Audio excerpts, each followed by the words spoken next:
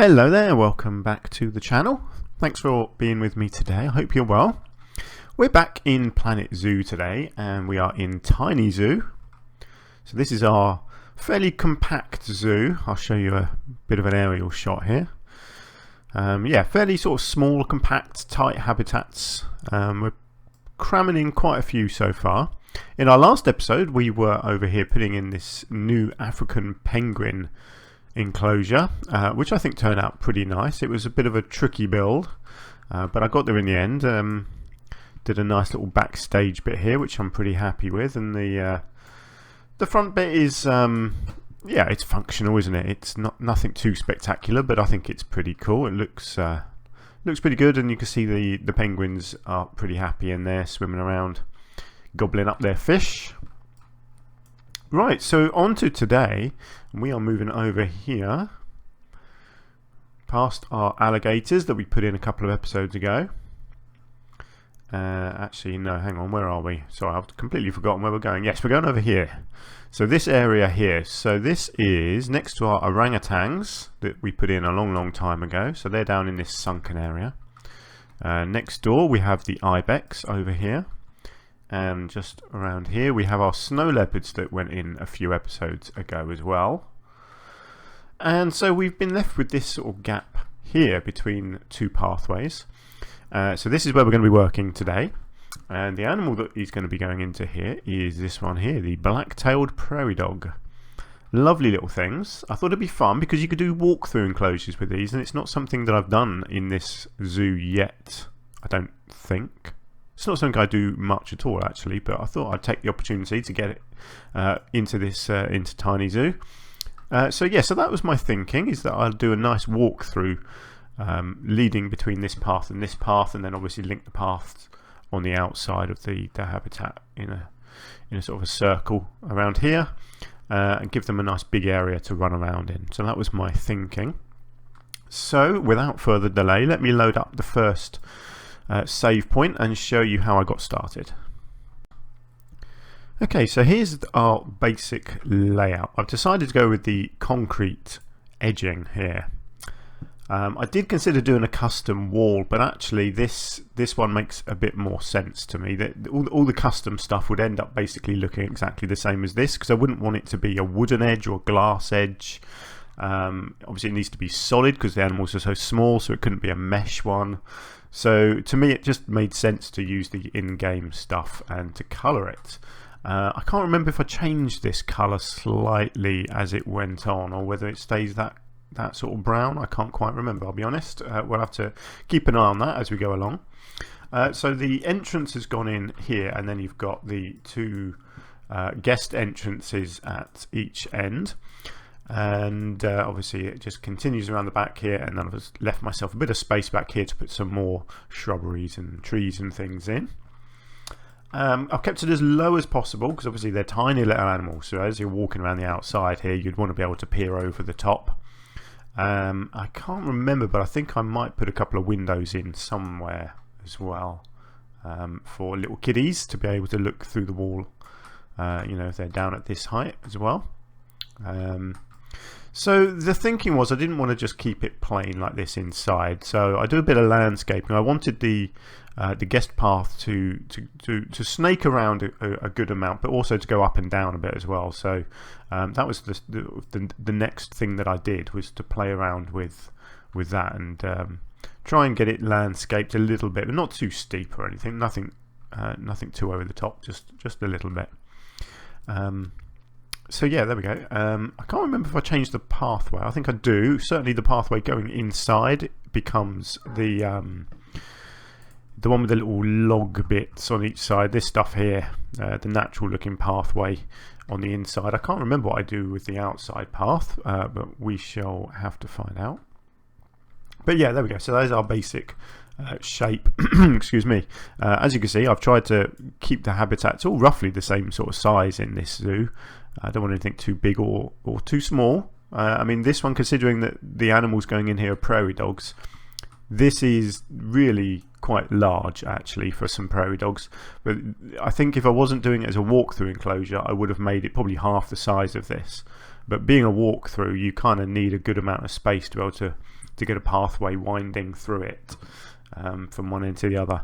Otherwise, you know, as soon as you're inside the enclosure, you're basically leaving again, which I didn't want to do. And it made sense because of the size of the area that I had here as well. So it just means I had to put more prairie dogs in, that's all, just to fill it up a bit. But I had no problems with that. Right, so there we go. Let's move on. Right, quite a step forward here. We have our prairie dogs in, and aren't they adorable? Look at these lovely little creatures having a little wander around here. What a name! Katsitsian Hawaii. Wow, that's a mental name, isn't it? I wonder if they've all got names like that. Where's another one? Sit still. They're really hard to click. They're too small. There we go. Slow down for me. There we go. No, we've got a Winona, Narlin, Paxki. Okay, so just the one with the crazy name. Great. Right, how many do I have? I can't remember. How many did I put in? Let's have a look. 18. Yeah, I put 18 in. So there's plenty of prairie dogs having a walk around. So what have I done? Obviously, the most obvious thing is that I've painted it a nice sort of deserty colour. Thought that made sense. That sort of suits where the animals belong.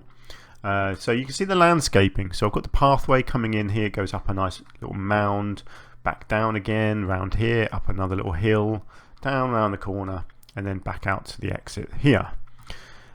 So just a little bit of terraforming. I didn't want to do too much, didn't want it to be too over the top, too bumpy, but just enough to add a little bit of interest and character into the area. Rock formations, pretty standard stuff. This is the aquatic faux rock. I didn't need to colour it because it was the appropriate colour anyway. And obviously I've used these lovely ones as well that sink down into the ground in places. These are just, you know my love of these pieces. They're so versatile. They really do go anywhere in the zoo, and obviously you can recolour them so they can be suited to any location as well, which is really cool. Put in a couple of bits of water. The prairie dogs don't swim, I don't think. Let me just double check that. But obviously they do need to drink. Yeah, so they can't actually go in the water, but they need to be able to drink from it, so that's good. And then because of the area over here, I decided I wanted to give them a nice bed over here, a nice sort of underground cave. So that's what I've done, just sunk the ground down and then built a rock formation over the top. And because they're so small and their hitboxes are quite good actually, I can make this really shallow in here with a bit of bedding, and they can come down in here and have a snooze, and they do. As you can see, they're all down here relaxing, which is really cool. I really like that. I like that how it turned out. I thought it looks pretty good and pretty realistic as well.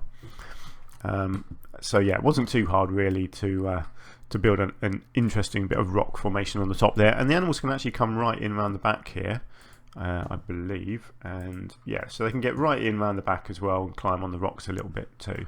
I didn't want to block off this area completely. So they can go pretty much everywhere. They can't climb on all the rocks, of course, but they can get around the backs. That one there, they can't quite get around the back, but that's not a problem. Like I said, they can't go in the water, but other than that, they've got plenty of room for running around there. So yeah, there we go. So that's you're getting an idea of roughly what the habitat is going to look like. It's a pretty straightforward thing, really, this habitat. There's nothing too special or fancy that I do, but I certainly like the results. I wanted a structure in here, so I thought this area just in the middle here would make a good place to build some sort of canopy, so I do that. I'm not sure if that will be in the next cut or the one after, to be honest, but we shall see. And obviously there's a lot of detailing to do and a lot of work on the pathway outside here as well, just smarting up all the edging out here, and some foliage, of course, not too much because it's meant to be a desert habitat, so there wouldn't be too much foliage in here, but there is some. And just general detailing that I like to do, me with my fallen logs and things. So that is probably the next stage. So let's load that up and see what I did next. Right, so I've done a bit of structure work in this cut. So the first thing I did was I wanted to create just a little bit of a barrier to put alongside the pathway, just to encourage people to stay on the path and not wander off. So this is just a very simple thing with some of these, what are these? The Australian wooden posts used to make a fence post, and then they're just manipulated around the edge of the pathway. Generally people will stick to the pathways anyway in this sort of habitat, but you know, I just think it looks good if you just got the odd little bit of barrier just to guide people around. Obviously somewhere like this you would want a little barrier just to stop people walking up to the bed entrance, and obviously here to stop people going into the water potentially. But yeah, a lot of this is relying on the trust of people, isn't it, just to stick to the pathways. And usually, certainly excuse me, in England here, wherever you have a walk-through habitat like this, there will be a member of staff in here all the time basically, while there's members of the public in here just for health and safety reasons. There would always be a member of staff just standing around watching, talking to the public, telling them about the animals and just making sure that everyone behaves themselves. And here we go. The main thing that I wanted to do, like I said in the last cut, was to put a bit of a shelter in just here. It's a fairly central bit of the habitat, so it made sense. So this is what I did. This is what I created. Pretty straightforward. I used these lovely big beams, these African columns. So there's a couple of them sort of back to back to make these bits, and I overlapped them to create this funky little top area here. I've not usually when I do these round shelters, I just have them all meeting at a point up here, but this time I just thought, yeah, if I just extend that up, then when I rotate it, it'll create this cool little sort of top piece to the structure, and I think that looks pretty good actually. Don't mind that at all.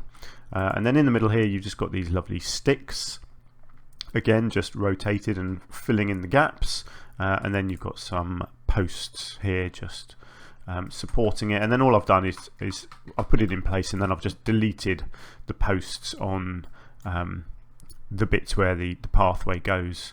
Obviously you don't want posts coming right down in the middle of the walkway.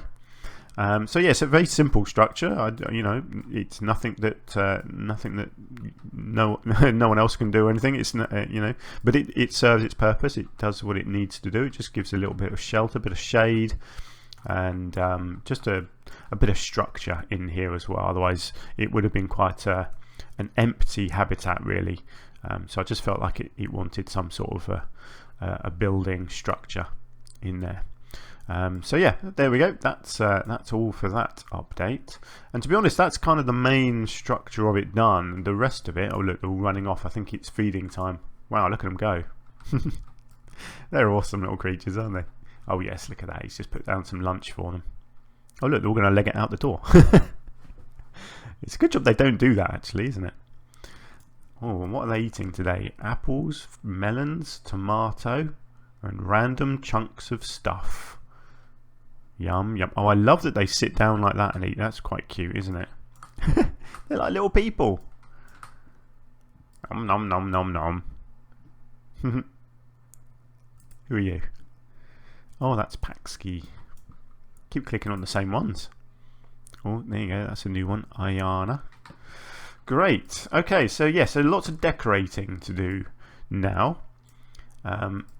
That's basically it actually, is just lots of decorating. And oh yes, I put a few more trees around the back here, but I also blend in some of the foliage that I do inside the habitat does sort of blend into this area as well, I think.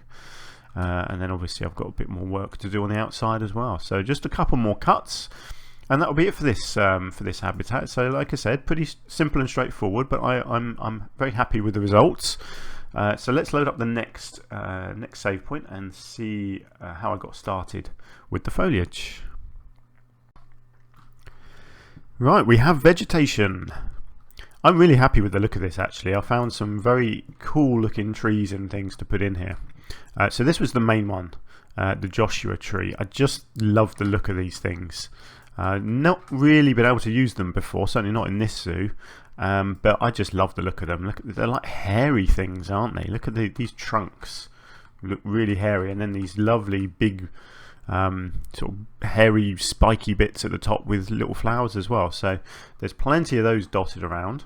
We've also got some lovely big cacti, the organ pipe cactus. So there's a few different variations of that in here as well.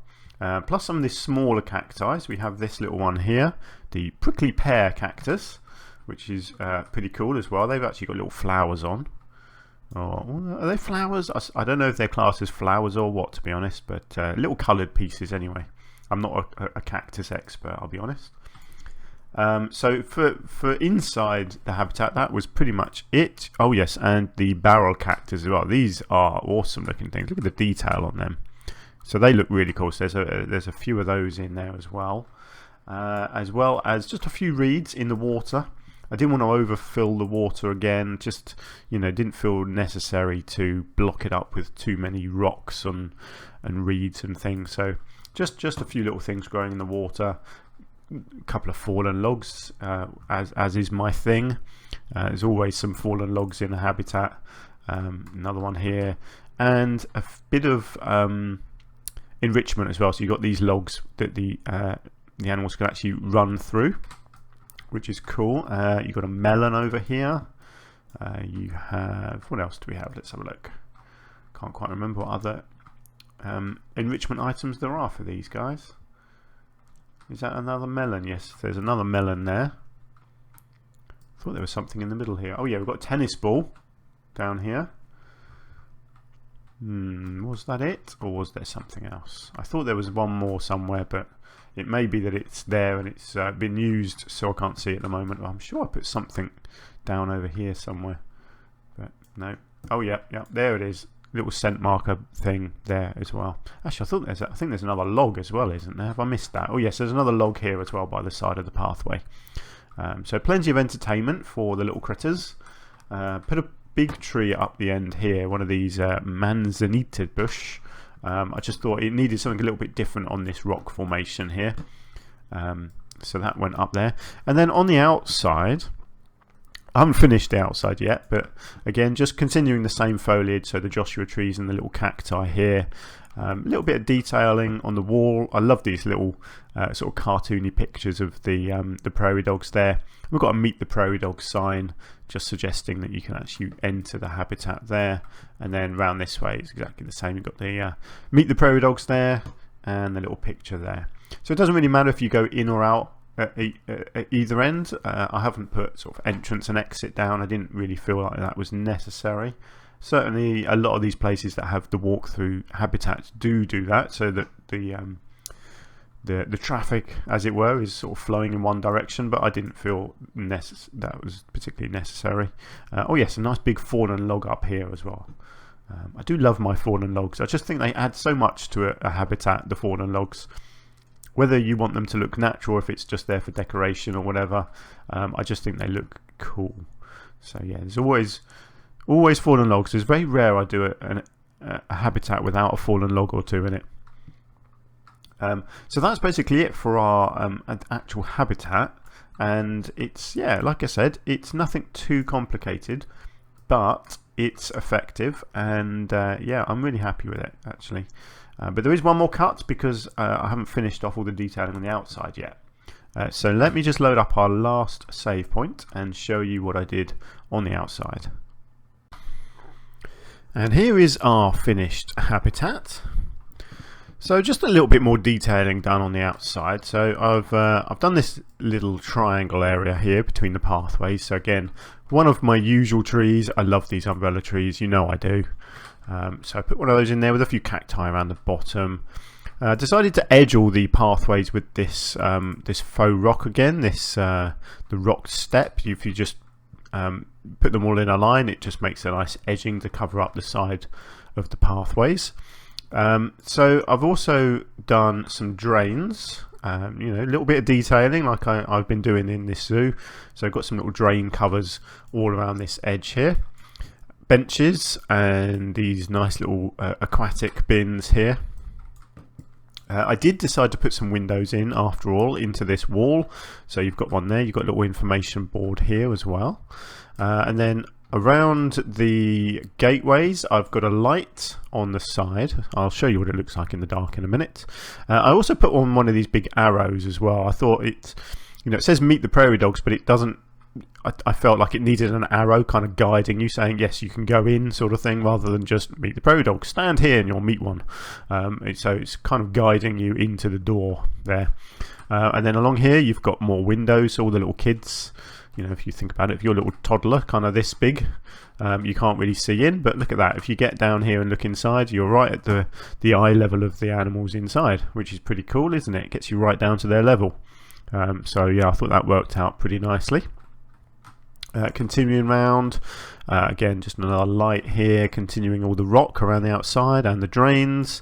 You've got another window and another information board here, and then again I've put another arrow here pointing you into the door with another light as well. And on the outside, just the same stuff. I decided to use the same barrier, so this is another in-game barrier along the outside here. A couple of benches, couple of bins, really nothing too fancy. All of this will obviously become better once I've built more on the other side, once I decide what I'm doing here. It may be that some of this changes, it might disappear completely, I might just have to put a hole in it to put a pathway through. It really depends what I decide to do on the other side. But yeah, that's kind of all the detailing I did. I also put in another zookeeper hut over here, which again will be incorporated into whatever I decide to build on this side here. I don't think I've done any more actually in the habitat in this car. Oh yes, I did. I put some lights in here. So you got these aquatic light posts, lamp posts I should say, just inside as a guide along the pathway. So if I just put it to night time,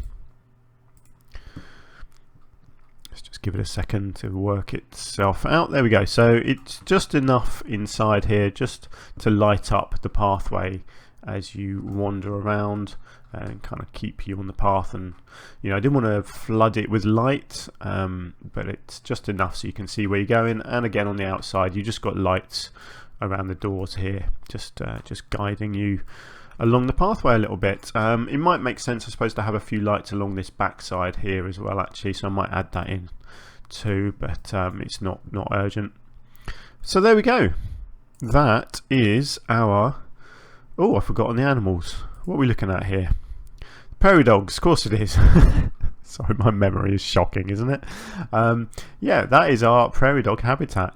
I like it. I think it's I think it fits in with the theme of what we're doing. It all looks fairly sort of jungly and overgrown and compact. So yeah, I'm happy with it. I think it will look better once I've done more around here. It will blend in more if I can get some nice foliage around the back here, some nice trees and things, because at the moment it's a little bit lacking in the big trees like the rest of the zoo. I mean, you could say the same about the alligators and the ibex here really, but I think if I like this sort of dense foliage, so if I can get some of that around this area here at the bottom, it will blend the rest in quite naturally, I think.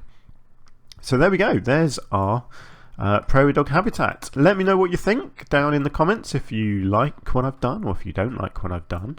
If you think these walls are a disgusting colour, because I kind of do, I'll be honest, it's really hard to find a good shade of brown for these walls, but at least it'll be easy for me to change it if I decide to. I think I might change it and try and maybe make them a slightly lighter colour in the future. I'm not very good with using the the colour palette thing that you do on here.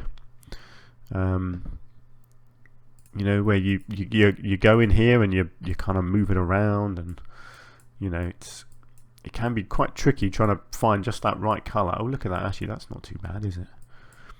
So yeah, I might have a play around with that. I won't do it in this save game because I've got more save games coming after it, so there's no point in me actually changing it in this one. But yeah, at some point I might come back and change this colour, because this browny sludgy colour is actually quite disgusting. The more I look at it, the more I don't like it. So yes, I might have to come back and change that, but otherwise I'm really happy with this habitat. It's my first walkthrough habitat in this zoo. So yeah, really like it. So please do let me know what you think, and if you've liked it, please hit the like button. That just helps the video get out to more people. That would be really cool. And yeah, hopefully you'll join me again soon for the next episode. I can tell you the next episode, because I've already done it, is over this way, right over this side, over the other side of the penguins here. Where is it? It's in this area here. So it's next to the flamingo pond and the exhibit building here, and it's a big what is it? It's bonobos. That's it, the bonobo chimpanzees. Are they bonobo? Well, they're bonobos. They're not chimpanzees. They're part of the chimp family, I think. I think they're closely related, but they are just bonobos. And it's a large caged habitat. So yeah, had a lot of fun building it. It's been quite tricky, but anyway, I will tell you more about that in the next episode. So hopefully I will see you again very soon. Until then, do take care of yourselves, and thanks once again for being here. Bye for now.